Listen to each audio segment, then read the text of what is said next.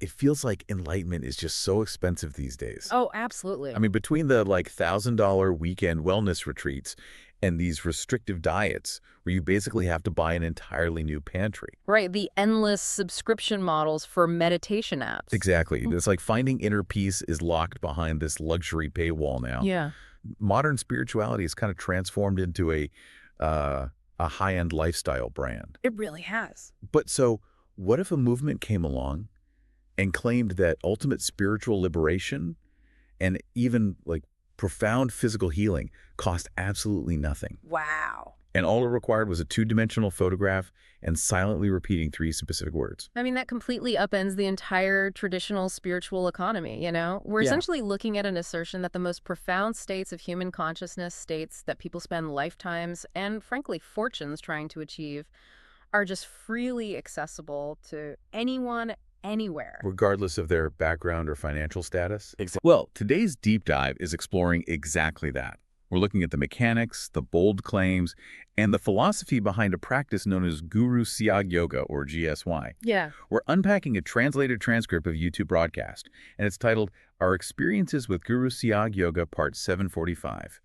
It was originally broadcast on May 21st, 2026. Right. And this source material presents a worldview that kind of blends ancient traditions, specifically elements of Kashmiri Shaivism and Vedic philosophy, into this highly modernized, incredibly accessible package. And just to set the stage here, we are examining the source material strictly as a deeply held belief system. Right, objectively. Yeah, the goal here is to understand the internal logic of this worldview. Because when a movement makes claims this massive, the really interesting question isn't just about what they believe, but how those beliefs structurally function, and why they resonate so deeply with their followers. Yeah, and before we get into the how-to, we really need to understand the who. Like, who is Guru Siyag and why do his followers believe a simple photo of him holds so much power? Because I was looking at the claims about the founder in this text, and the theological weight placed on him is just staggering. It's massive. He isn't just described as a wise teacher. He's treated as a literal cosmic event. The source explicitly declares him to be the Kalki Avatar. Right, which in Hindu tradition is the prophesied 10th and final avatar of Lord Vishnu, meant to appear at the end of the current age. Exactly. They even go so far as to call him the Supreme Brahman, the ultimate formless reality of the universe, just walking around in human form. And placing that specific mantle on a contemporary figure, I mean, that changes the entire dynamic of the practice. How so? Well, the Kalki Avatar isn't supposed to just teach, right? The Kalki Avatar is supposed to fundamentally alter the fabric of reality, usher in a totally new era. Ah, right. And the text points to a very specific date for this shift, which is June 5th, 2017. That's the day Guru Siyag left his physical body. Yeah, and to his followers, that date wasn't a tragedy. The text claims his departure was a massive catalyst. It's described almost like pushing a button on a global cosmic software update. Right. By leaving his physical form, he supposedly ended the old, corrupted era and ushered in Satyuga, which is an era of ultimate truth and spiritual purity. And this relies heavily on a reinterpretation of traditional cosmic timelines, but it's also combined with an emphasis on Nishkam Karma Yoga. Which is what exactly? So that's a concept straight out of the Bhagavad Gita, translating to desireless action. It basically argues that physical renunciation, like quitting your job, moving to a cave in the Himalayas, isolating yourself from society, is completely unnecessary. Oh, wow. So you can perform your daily duties, deal with your commute, raise your kids, and still reach ultimate enlightenment. Exactly, because you're detaching from the result of your actions rather than the actions themselves. The democratization of enlightenment here is a really powerful draw. I love the accessibility of that. But looking critically at the timeline, a major question emerges for you as a listener, right?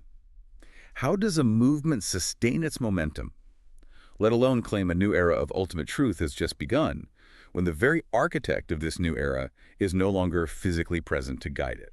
Yeah, usually when a charismatic founder dies, a movement fractures or just loses steam. Exactly. So how do they get around that? Well, the text actually addresses that potential crisis really elegantly through the concept of the guru principle, or guru tattva. Guru tattva. Right. In many profound spiritual traditions, the true essence of the guru is never the flesh and blood body. The physical form is seen as temporary and limited, but the guru tattva, that essence, is eternal, omnipresent, and completely unconfined by physical space or time. So the physical death is just viewed as the shedding of a limitation. The energy is released rather than lost. It is decentralized, and understanding that concept of omnipresent energy, that really explains the movement's radical claim about the photograph. No. If the guru's energy is eternal and everywhere at once, then a physical object, like a 2D photograph, it doesn't need to possess magical properties on its own. It's more like a tool. Exactly, it serves as a focal point, like a literal dial to tune human consciousness into a frequency that's already blanketing the universe. You aren't praying to ink and paper, you're using the image as a conduit to access that boundless guru tattva. Okay, but believing that a cosmic software update is available everywhere is one thing. The practitioner still needs a way to actually download it. Right, the mechanics. Yeah, and the text gets incredibly specific about the daily routine required to tap into this energy. And honestly, the instructions are shockingly simple. The practice is streamlined into two distinct parts. Okay. The first part is basically an audio download. Followers are instructed to silently repeat a specific seed mantra, which is Kleem Krishan Kleem. And the source explains that Kleem Krishan Kleem represents the union of Radha and Krishna. And on a deeper metaphysical level, it symbolizes the union of the earth and sky elements. The actual syllables are meant to carry a specific vibrational resonance. But the mechanism of action here isn't just knowing the secret words. That's the sheer overwhelming volume of repetition, right? Exactly. Because the instruction is to chant this silently 24/7. Yeah. While you're eating, while you're walking. And the speaker specifically emphasizes that you must chant it even while you were using the bathroom. Right. I found that detail so jarring. Because almost every orthodox religious text has these strict rules about purity. Where you can pray, how clean you must be, what direction you face. Yeah, absolutely. But here, they're explicitly saying the opposite. Do it on the toilet. Do it everywhere. Well, the psychology behind removing those ritual purity rules is actually brilliant. How so? If you have to stop chanting every time you enter a space deemed quote-unquote impure, your mind constantly breaks focus. By insisting on continuous, unrestricted repetition, the goal is to push the mantra past the conscious mind and deep into the subconscious. Oh, I see. Yeah, in yogic terms, this state is called a japa. It's the point where the mantra begins to repeat itself without your conscious effort. It becomes like the permanent background hum of your mind. Just running continuously like a background process on a computer. Exactly. So you have this 24/7 background process running. Then there's the active, deliberate part of the practice. The text describes a 15-minute meditation done twice a day, morning and evening, strictly on an empty stomach. Right. You look at the photo of Guru Siyag for 1 minute. You close your eyes. You focus on your third eye, which the text calls the Ajna chakra, or the 10th door, and you silently pray for the Guru's energy to take over your body. And once that prayer is made, the claims in the source transition really sharply from the purely spiritual into the deeply physiological. Yeah, it gets wild here. According to the source, this specific combination, the mantra, the photo, and the focus on the Ajna chakra, it instantly awakens the Kundalini energy resting at the base of the spine. But it's not like traditional Hatha yoga, right? Where you force your physical body into poses over years of practice. No, not at all. This awakened Kundalini energy supposedly takes autonomous control. Yeah. It leads to involuntary yogic movements, known as kriyas. The descriptions of these involuntary movements in the text are just, they're wild. They talk about people spontaneously dropping into headstands without any prior physical training. Right. They describe the Kachari Mudra, where the tongue involuntarily rolls backwards and up into the nasal cavity. Other practitioners report feeling their navel violently pulled inward to stick to their spine. And the core tenet is that the practitioner has absolutely zero conscious control over any of this. It just happens to them. The body just becomes a vessel reacting to an autonomous spiritual force. And then the source takes this concept of an autonomous force a massive step further, moving straight into the realm of profound physical healing. The internal doctor. Yes, it asserts that this awakened inner energy acts as an internal doctor. I kept visualizing this like a car's automatic diagnostic scan. Yeah. Oh, that's a good analogy. You plug the car into the computer, the software scans the entire engine system, locates the misfiring cylinder, and automatically recalibrates it to fix the issue. Right. The text claims this awakened energy automatically scans your human body and cures physical, mental, and spiritual diseases. But here is where we have to, pause and critically examine what's actually being promised here. Because the promises extend far, far beyond simple stress relief. They are explicitly claiming to cure conditions that medical science considers entirely incurable. The text specifically names AIDS, cancer, hemophilia, and various genetic disorders. Yeah. I mean, telling someone that chanting 3 words and looking at a photograph can rewrite a genetic disorder or eradicate late-stage cancer? That is a radical and, frankly, highly controversial departure from anything resembling established medical science. It is, but to understand how a movement can confidently make claims that aggressively contradict modern medicine, we have to look at the underlying mechanics of their worldview. Like how they view disease in the first place. Yeah. Exactly. How does a spiritual issue manifest as a physical disease like hemophilia in this belief system? The text talks about the 3 diseases, or afflictions, known as the tapa. Right. Physical, mental, and spiritual. Yes. And from the perspective of GSY, modern medicine is fundamentally flawed because it only treats the physical and mental symptoms. It ignores the deeper architecture of the human being. So they're saying doctors are just treating the surface. Precisely. In Vedic philosophy, the physical body is viewed as downstream of the spiritual body. Think of the physical body as a shadow cast by the spiritual self. Oh, I like that shadow analogy. Right. If the spiritual body is distorted or diseased due to karma or spiritual blockages, the physical shadow will naturally be distorted. And that manifests as cancer, AIDS, or genetic anomalies. So you can't fix a distorted shadow by operating on the shadow itself. Exactly. You have to fix the object casting it. GSY posits that the awakened Kundalini energy eradicates the spiritual disease, the root cause. Once that root is healed, the physical manifestations, no matter how severe they appear on a medical chart, naturally collapse and heal because the shadow has been corrected. It's a fascinating worldview. Yeah. Because if you truly believe you have a free, do-it-yourself internal doctor that cures everything from daily anxiety to genetic disorders and simultaneously grants you enlightenment, well, traditional religious structures suddenly become completely irrelevant to your survival. Oh, completely. And the source material recognizes this. It launches into an aggressive critique of how this movement views the rest of the religious world. Yeah, it puts them on a direct collision course with traditional spiritual and medical hierarchies. Because if liberation and healing are this incredibly accessible, the traditional gatekeepers, the priests, the specialized gurus, the doctors, they just become obsolete middlemen. And the speaker in this broadcast, I mean, he does not hold back. No, he doesn't. They aggressively criticize modern religious leaders, essentially accusing them of turning spirituality into a lucrative marketplace. There's a brutal line where the speaker says these modern gurus have tied religion to their stomachs. Meaning the gurus are only maintaining these complex religious structures for the livelihood and wealth it provides them. Right, for the money. Yeah, they're accused of exploiting their followers through a manufactured sense of fear, demanding adherence to complex rituals, and requiring continuous financial offerings just to keep the guru fed and comfortable. I couldn't help but compare traditional modern gurus as described in this critique to, like, expensive software subscription services trapped behind paywalls and strict terms of service.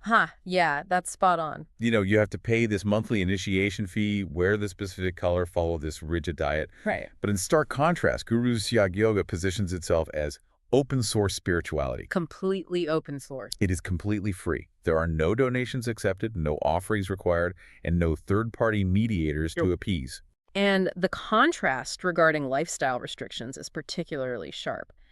The speaker almost mocks other traditions, pointing out that in GSY, practitioners don't have to wear specific holy colors like saffron or yellow. Right. They don't need protective amulets, and they don't have to purchase sacred rosaries made of tulsi or rudraksha beads just to count their chants. And the diet is a major point of contention. Oh, yeah. They make a huge point that there are 0 dietary restrictions. The speaker actively laughs at gurus who insist you can't eat onions, garlic, or eggs if you want to be holy. Right. The message is basically, eat what you want, drink what you want, wear what you want. Just keep the mantra going in your mind. It's so simple. And removing all those barriers to entry, financial, dietary, ritualistic, it's an incredibly effective sociological strategy. Because people are just burnt out. Exactly. People today are overwhelmed. They're busy, stressed, and often feel alienated by the rigid orthodoxy and judgment found in traditional religion. By stripping away all the rules, GSY offers a path that requires 0 lifestyle disruption. That makes it infinitely more appealing to the modern, exhausted individual. They even open source the intellectual property of the movement itself. The text mentions that the seed mantra, Kleem Krishan Kleem, used to be a closely guarded secret. It was only given directly from guru to disciple during a formal initiation. Right, very exclusive. But on July 30th, 2009, Guru Siyag made it completely public. He told his followers to share it with anyone and everyone. It became literal peer-to-peer spirituality. Which is a radical decentralization of spiritual authority. You don't need a priest to bless you. Your friend or a YouTube video can tell you the mantra, and according to their belief, you are immediately connected to the ultimate cosmic source. Now, the entry point into this practice is incredibly simple, right? Grounded in the mundane realities of daily life chanting while you walk to the bus or cook dinner. But the destination this source describes is anything but grounded. No, it gets very cosmic. Yeah. As we move into the later parts of the transcript, the metaphysical claims expand into a vast, complex, cosmic architecture. The text maps out a very specific spiritual journey. It describes human perception as being trapped behind the 9 doors of illusion. The 9 doors. Yes, which represent our physical senses and bodily orifices, the eyes, ears, nostrils, etc.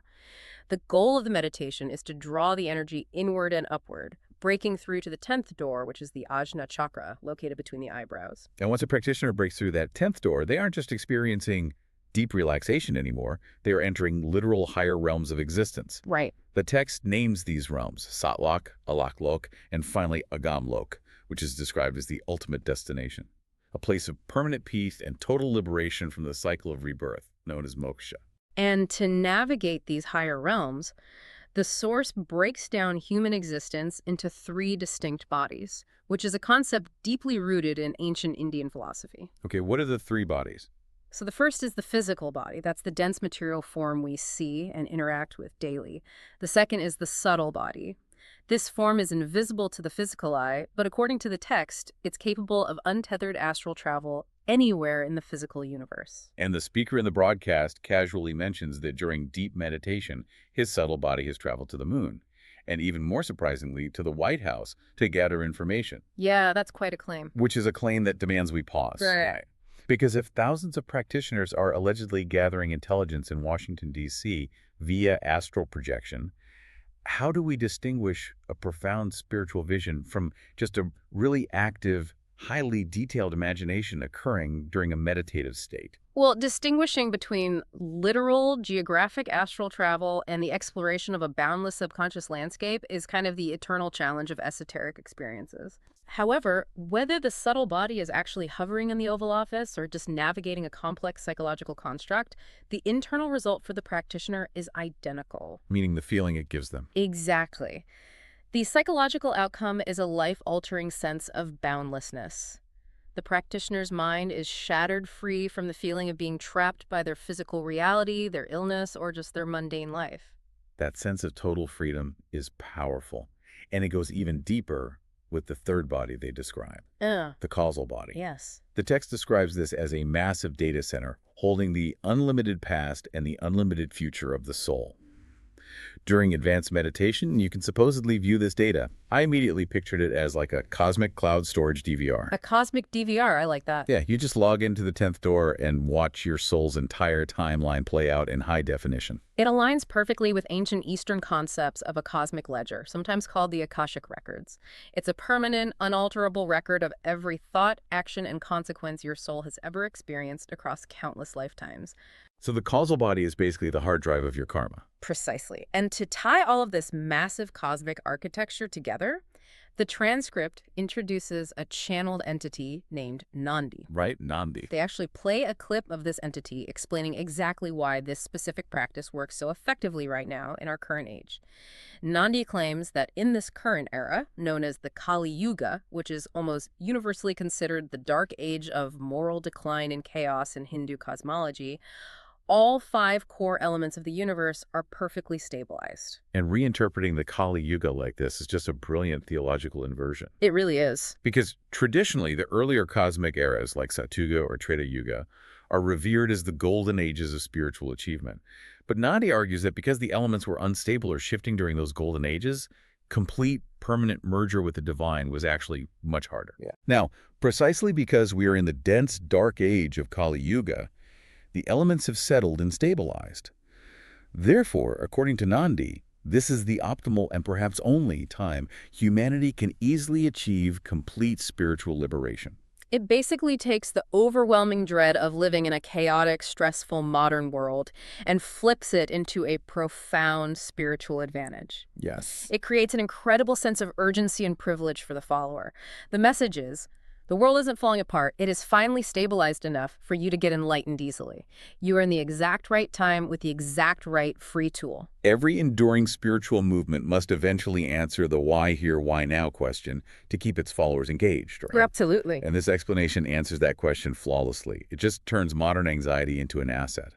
Well, we have covered immense ground today. Let's trace the logical progression of this deep dive. We started with the radical claim of a man, Guru Siyag, believed to be the Kalki Avatar, whose physical death didn't end a movement, but supposedly triggered a new cosmic era by releasing his eternal Guru Tattva into the universe. And then we broke down the mechanics of tapping into that energy through a remarkably unrestricted practice, silently repeating a 3-word mantra relentlessly to achieve the subconscious state of a japa and meditating on a photograph. Right. This process claims to awaken an internal kundalini energy capable of autonomous physical movements and miraculous healing by treating the spiritual shadow, casting the physical disease. From there, we explored how this open-source model aggressively bypasses the traditional commercialized guru market, offering a path with zero dietary or financial restrictions. Yep.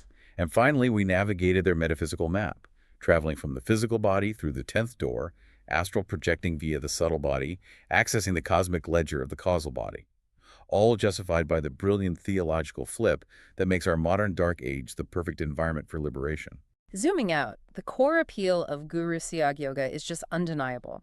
It offers a direct, uncompromising promise to solve the crushing complexities of modern life. Nobly. If you're dealing with profound stress, incurable physical illness, or deep existential dread, this belief system basically says, you don't need money, you don't need a priest to intermediate for you, and you don't need to change your lifestyle or diet. You just need 3 words and a photograph. Exactly. It bypasses every traditional daykeeper to offer the ultimate simplicity.